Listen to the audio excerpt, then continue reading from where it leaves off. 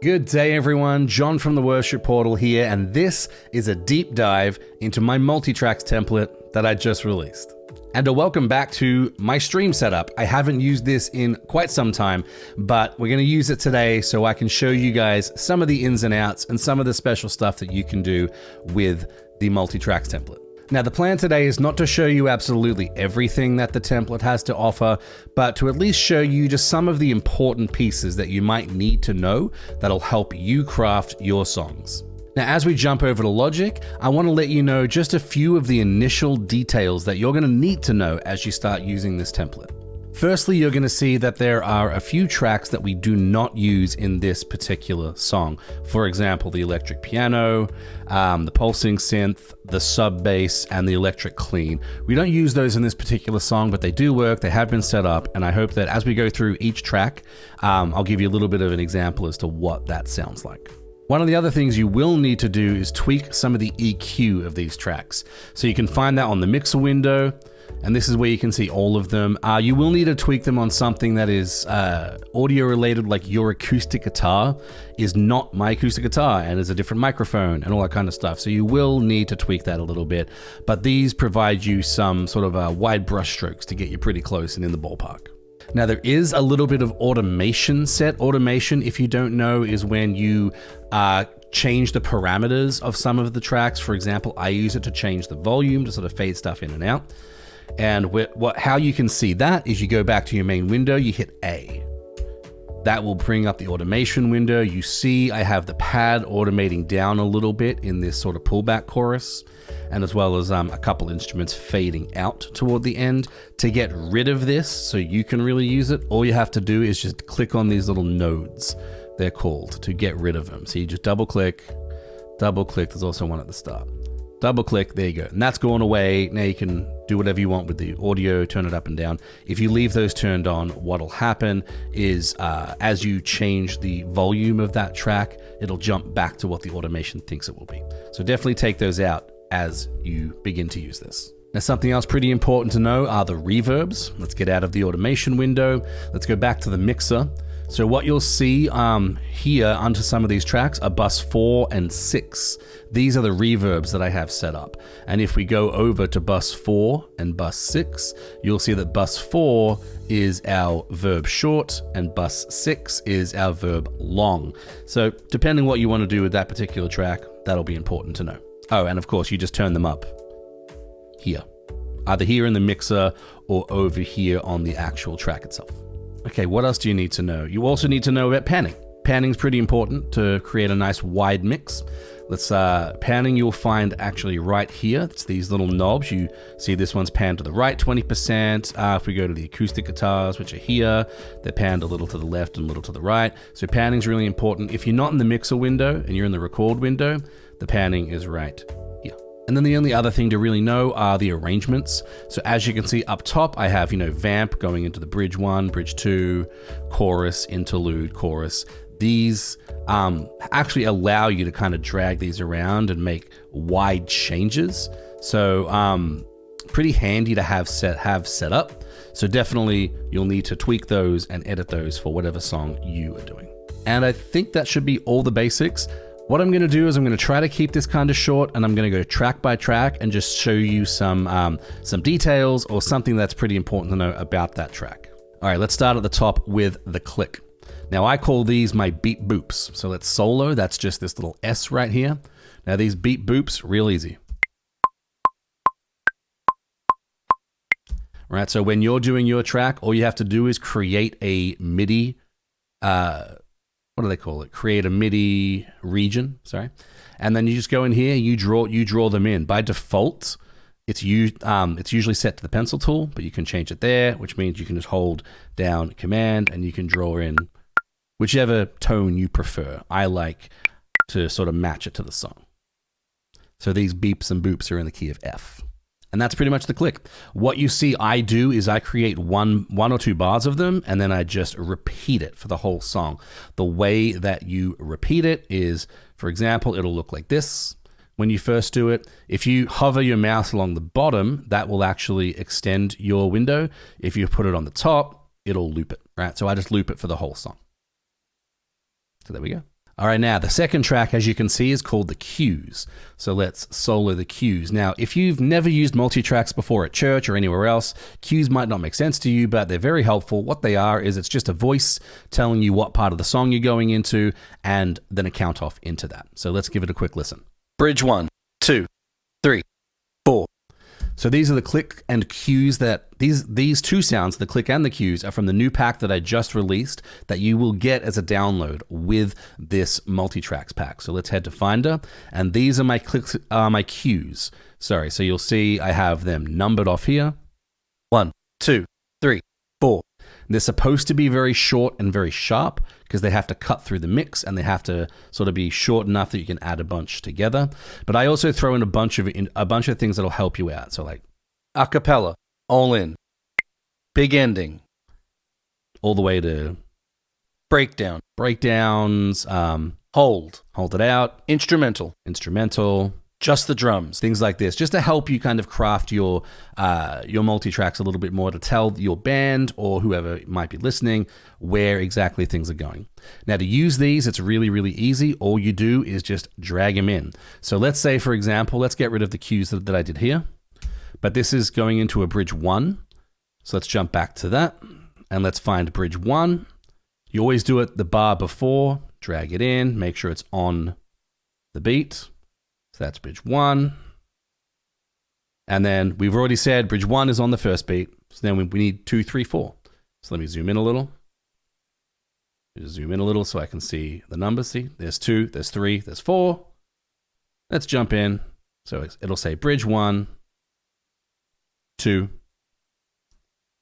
3, 4. And I've included everything up to 8, so you can do anything through 6, 8, what have you. So now I've dragged those in, and what it sounds like, of course, is what we just heard. Bridge 1, 2, 3, 3. Whoops, that's a 3. Get rid of that. Let's make sure to add a 4, shall we? There we go. Bridge 1, 2, 3, 4. And now just to show you how that kind of sounds in the mix, let's just play one of these ones. Bridge 2, 2, 3, 4. See how it just kind of tells you where you're at? And then not only can you do things like counting in like that, you can also do stuff to sort of tell people what's coming up. So you'll see here in this breakdown chorus, I'll have it call for all in when everyone comes back in.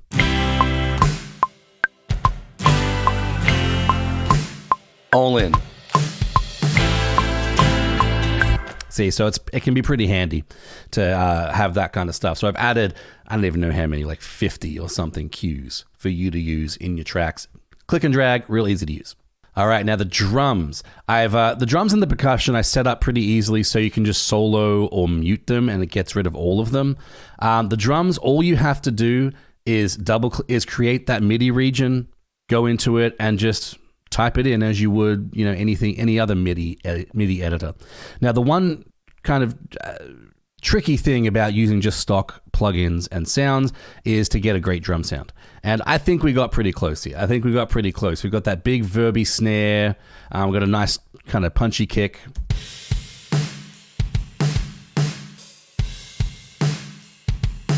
Not bad. And then in the mix, bridge 2, 2, 3, 4. Yeah, not bad. But if you did want to tweak some of the EQ or maybe give it some more verb or tweak the effects a little bit more, this goes across the board for everything. Head to the mixer. You'll see drums down here as well as every other instrument. But under drums, you see a little arrow. Click that. That opens up all the drums. Overheads, kick in, kick out, snare, top and bottom, everything that you will expect. Let's close it back up just for simplicity. Now the percussion, this is kind of the candy. Now you'll have a lot of these included with the Essential Sounds pack, and I'll show you that in a second. But the percussion that I have included, which is pretty encompassing for most tracks that I do, is we have a cymbal swell, we have the tambourine shake, the tambourine hit, a shaker, and claps and stomps. So that kind of gets you most of the way with pretty much anything CCM these days. Cymbal swell is one of my favorite things to add. It's really just simply a swell of a cymbal. Right? Tambourine shake. Really nice to have when it gets big. You will be surprised now that you're listening for it how many songs have a tambourine shake in them. Almost all of them. The tambourine hit is that kind of big verby waymaker tambourine. Not quite as verby as waymaker, but we will get there. Shaker, similarly, is a track that we do not use, but I'll just drag the tambourine shake to show you what it sounds like. Shaker. Let's get rid of that. We don't need you. The claps and stomps in this song, both are important, but usually you'll just use the clap. The stomps are kind of rare.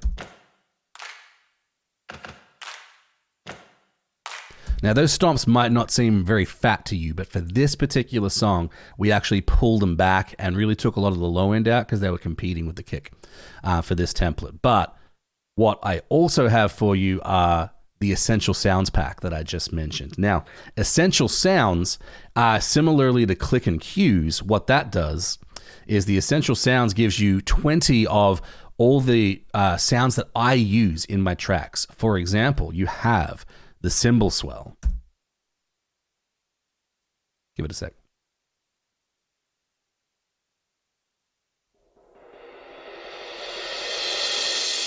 You also have a short cymbal swell, a nice verby sleigh bell, some snaps. Here's the big stomp. Big stomp. And the big verby tambourine hit. And I've also included the dry versions of these, so you don't have to have them produced. For example, that tambourine hit, dry. So you can do that if you want. And these, just like the click and the cues, are as simple to drag in as I'll just drag it over. It doesn't really matter right now. If we wanted to get these snaps, for example, on maybe the same beat as the snare, which is there. Bridge 2, 2. Couldn't really hear it, but there we go, right? Drag them in, mix them in, real easy. So let's close up the percussion since we just talked about those. Let's jump down to the pad. One of the other packs that I've included in this download is my Oceans pads, which that's what's here as well. So if we hit select, solo, we'll hear the ocean pads. They go in the background. You have these in all 12 keys, which is going to be super helpful for creating that sort of bed of sound that almost every worship song has. You actually hear the automation pulling it down during that pullback chorus. Yeah, I would encourage you to keep those pads pretty low. They really should only shine when it's quiet. All right, now let's jump to the piano. Now the piano and the electric piano, I'll do them at the same time because they're, roughly the same. Really, these are set up with some great effects and some great sounds, so you can just plug in a MIDI keyboard and go. So this is the piano sound that we have.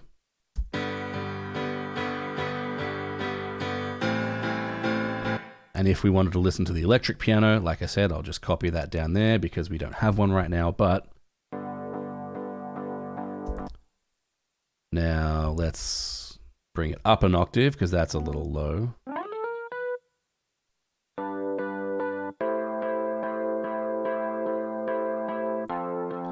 Now, something I have included here, I'm going to try to point this out every time, but oftentimes in these worship songs, you have like a high, sort of very delayed electric piano kind of doing the lead line. Think of something like Build My Life or Worthy, right? Boom, boom, boom. Those accents. So you have those accents going. But yeah, so you have those high accents that are very kind of like delayed and verby. So what I've put on here is the verb, you can just simply dial it up using either the short or the long, whichever one suits your song. But I have an effect over on the right, over on the left here. So if you select the electric piano, you'll see an effect called stereo delay. Turn that on. And then what you're going to get is, I'll just hold it here. So you get kind of a bum, bum, bum, bum, I think it's a quarter note and a dotted eighth stereo delay kind of bouncing back and forth. But that's going to really help you get some of that high sort of ambient electric piano tones. But only when you need it. Don't keep it on when you're just like playing an electric piano part. It's not going to sound good. So let's turn that back off. Let's get rid of all of that because we don't need it for this song. Now we're going to jump into the organ. So similarly, the organ is, pretty straightforward. You plug in an electric you plug in a MIDI keyboard and you play. On this electric organ, when you press down and most electric organs, sorry, I keep saying electric organ, and most organ, like MIDI organs, when you press down the sustain pedal, it gives you a B3 sound. So I think you'll notice that as we get into kind of the end chorus here.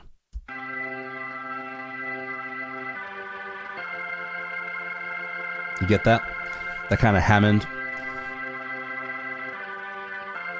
But yeah, so organ, pretty straightforward. Now, the pulsing synth is one of my favorite sounds that I use. I use it in almost every track, especially the sort of softer, slower, more worshipful ones. And like I said, I don't have it in this song because it's a big, fast song. But what it sounds like is it sounds like this.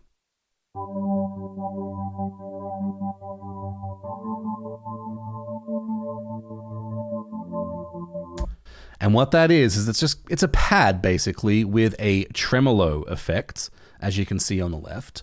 And what that tremolo effect is doing is it's kind of pulsing one on the quarter note and the other on the eighth notes. Right? And you'll hear that again if I play it.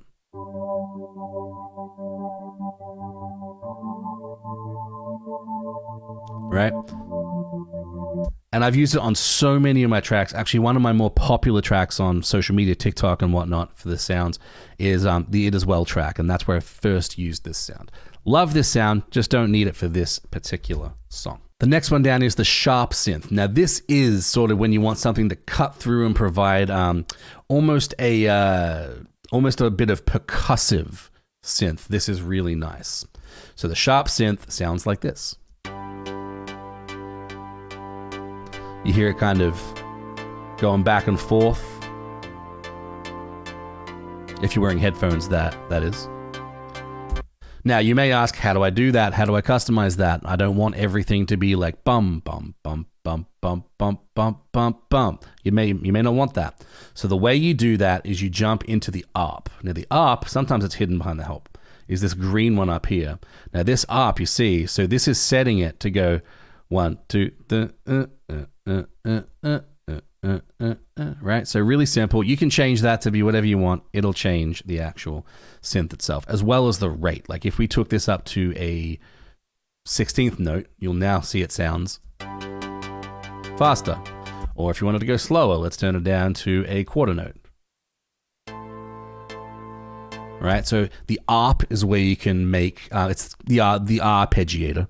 It's where you make a lot of those changes. All right, now we're going to jump into the bass, one of the more important instruments.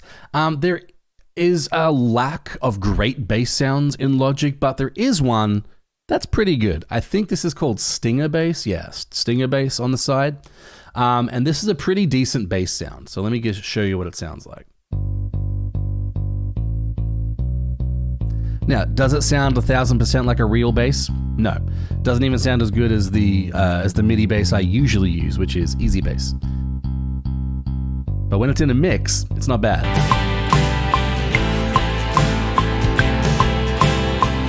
Very subby. Hits. Chorus. 2. I'm actually going to turn off the click and the cues for the rest of this, just so they don't kind of get in the way. But ultimately, that's a great bass sound. And once again, similarly to the, which one was it? To the sharp synth with changing some things. What we can do with the bass sound here is we can put a little bit of overdrive on it. So I'm going to put a little bit of drive on it, and then you'll get a bit more of a crunch. And if you want to turn that up, you can just go into it. Give it a bit of growl. Elevation does this a lot. Yeah, Elevation does that a lot. All right, so let's turn that back off because that's not in this song, but you'll have access to that. It's unsolo it. Now the sub bass, once again, speaking about Elevation. Elevation love their sub bass. Almost every song has it. The sub bass is just a really simple synth in a super low register that gives you that kind of rumble. And I've included one here, very straightforward. I don't really have a track that'll show it well because it really needs to be one note at a time, but let me just kind of do something to show you what it's like. See if I can remember the chords real quick. So it's a G, to an A, to an A minor, to a C. Nope, F. And then the 4. All right. But yeah, so this is what a sub bass sounds like. It's just real simple. It's low. You would generally have it turned down pretty low. You wouldn't have this being super loud in the mix. But a sub bass elevation uses it a lot. Bethel kind of dabbles in it too. But I thought that was pretty handy to put in here and make sure you had access to as well.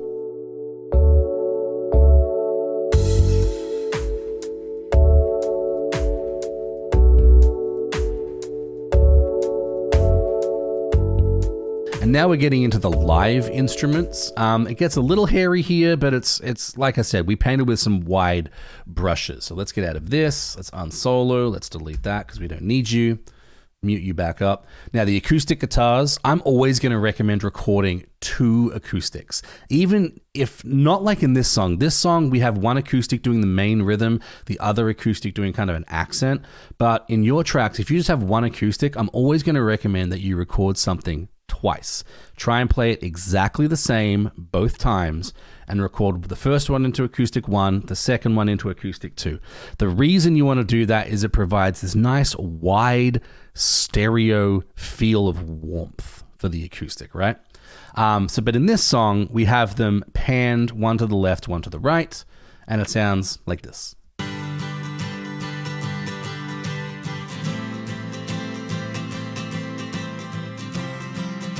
So one is doing this, one is on a capo 5, I believe, and the other one is open, right? But as you can see, if you're wearing headphones, you can feel this really wide stereo feel, which is really nice when it comes to an acoustic. Now, like I mentioned in the initial details, before the acoustics and the electrics, you will most likely need to tweak the EQs for to match your particular acoustic. We do have, like I mentioned, some wide brush strokes, but to tweak these, you can just click on the track itself and go over to the EQ, and you can drag up and down, do whatever you need to make your guitar sound good. Now, the same thing for the electrics. These are the live electrics. There is one caveat. The electric clean and electric dirty are recorded and using effects from Logic completely. And I think they get a pretty decent sound. Electric clean is just a clean electric guitar with a little bit of verb on it. I'm not going to show you that. It's really straightforward. But the dirty, a little bit of grunt, right? And if you wanted to give it some more, you can go into the amp here, and you can mess around with some of these to give it a little bit of more, like a little bit more grunt if you want. But in general, my tip when recording a kind of dirty rhythm guitar is you want it cleaner than you think. Because the moment you start adding some distortion or even kind of stacking some drives, it gets a little bit wishy-washy. I wouldn't do it.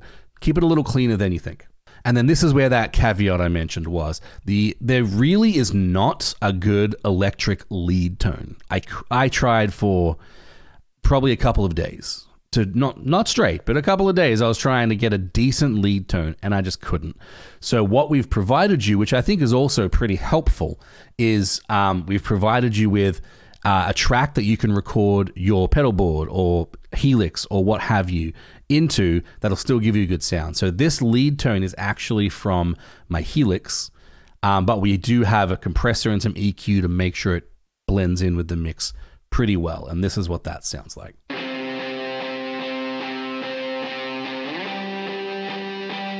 That's more of your rhythm sort of thing. And then we jump into the chorus for the actual sort of lead solo stuff.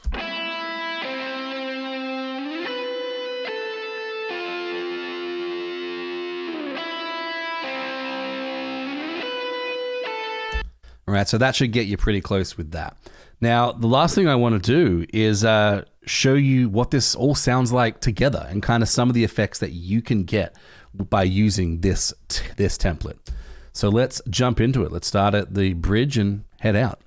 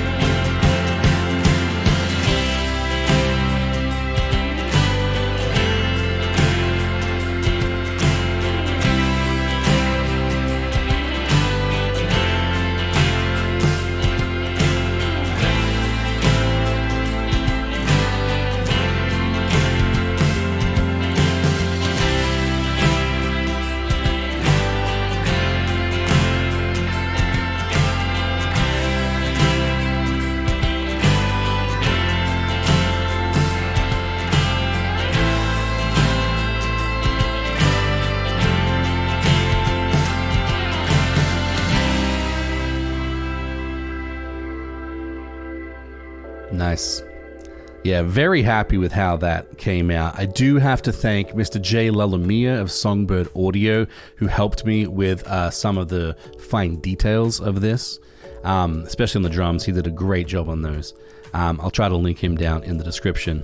But hopefully that's all the basics that you need to know to kind of get going with this template. And once you do start creating some songs, and once you do start kind of getting into there, getting your teeth into it and having some fun, I'd love to hear what you made and how you used this and how you changed it, how you tweaked it. I want to know all of that, and maybe I'll even react to some of them on a stream someday in the future. But that'd be great. But definitely send those to me, whether it's on Instagram or just tag me in it on YouTube using @theworshipportal. But please use the comments of this video as a way to ask questions about this particular template, or any of the other packs that were included in this template, being clicks and cues, essential sounds, or my ocean pads.